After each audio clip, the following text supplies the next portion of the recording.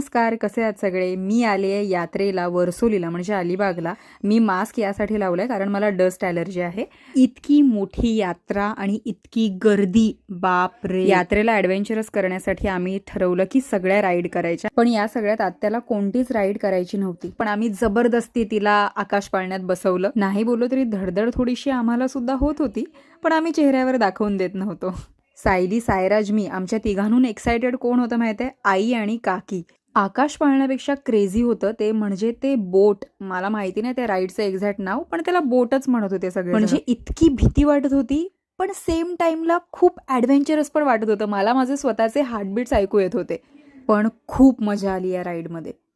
नाही जायचंय त्या टोरामध्ये आणि सायराज ऐकत नाही. आणि मग वेळ आली टोराची. बापरे, माझ्या चेहऱ्याच्या एक्सप्रेशन्सवरनं तुम्हाला कळेल की मी काय एक्सपिरियन्स घेतलाय. पण आम्ही खूप धमाल केली. चला भेटूया पुढल्या व्हिडिओमध्ये. Bye bye.